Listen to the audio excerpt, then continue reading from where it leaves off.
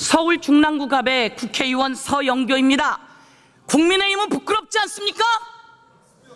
국민의힘은 부끄럽지 않습니까? 그렇게 김건희 여사를 변명하고도 부끄럽지 않습니까? 그렇게 윤석열 대통령에 아부하면서 부끄럽지 않습니까?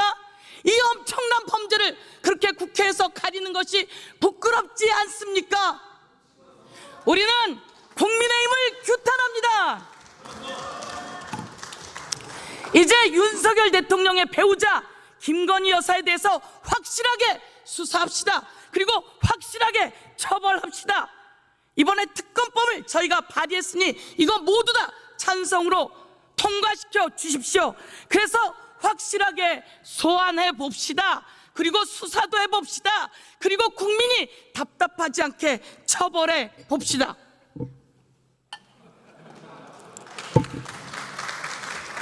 자, 저 본회의장에서 박수 치는 거 아닙니다. 예, 여러분 추석 명절 잘 보내셨습니까?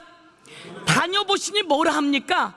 경제는 윤석열이 다 망가뜨렸고 김건희는 왜 끌어내리지 못하냐고 이야기하지 않습니까?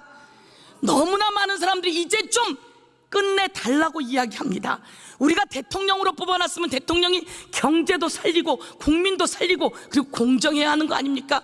그런데 왜 하필 부인이 그렇게 주가 조작에 연루되어서, 그리고 왜 샤넬백은 받고, 왜 인사에는 개입하고, 왜 공천까지 개입해서 국정농단을 하느냐 이 말입니다. 이제 우리는 더 이상 윤석열의 대통령 배우자 김건희가 나 부끄러워서 못 살겠다 이렇게 저는 외칩니다. 여러분, 먼저 주가 조작입니다.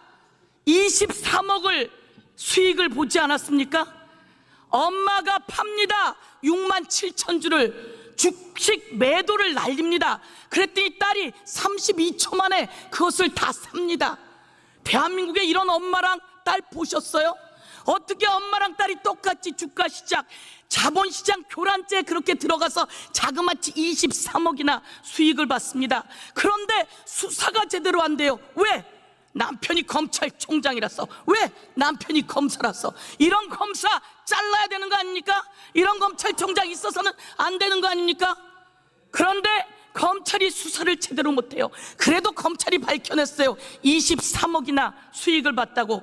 이번 항소심에 혹시나 김건희 여사 쪽에서는 무죄 날까 기도를 했던 모양입니다. 그런데 무죄는커녕 모두 유죄 났습니다. 전주까지 징역 얼마? 6개월, 집행유예 1년. 그 전주는 자그마치 손해를 1억이나 본 사람입니다. 그런데 그 전주와 달리 김건희 여사는 녹취가 들어있고 계좌가 들어있고, 그리고 수억을 23억이나 받고 통정 매매했고, 그러면 징역 1년이 아니라 훨씬 더 많은 처벌을 받아야 되는데, 여러분 맞습니까? 그래서 우리는 뭐가 필요합니까? 특별검사가 필요합니다. 제가 요구합니다. 검사도 더 수사하세요. 공수처도 더 수사하세요. 그리고 특별검사로 확실하게 수사해서 확실하게 처벌해야 공정한 대한민국 아니겠습니까, 여러분? 이제 디올백으로 한번 가볼까요? 주민들이 이야기합니다. 추잡스러워.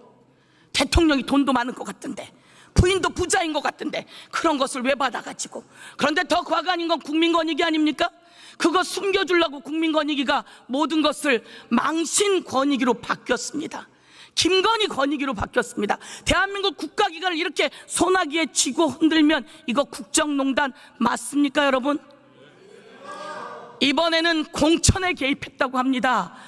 김건희 여사가 주고받은 전화가 나왔답니다. 녹취가 나왔답니다. 대한민국에 이런 영분이 있어서는 됩니까, 안 됩니까? 안 됩니다. 이제 공천에 개입한 국정농단까지 모두 다 탈탈탈탈 털어서 특검으로 수사합시다.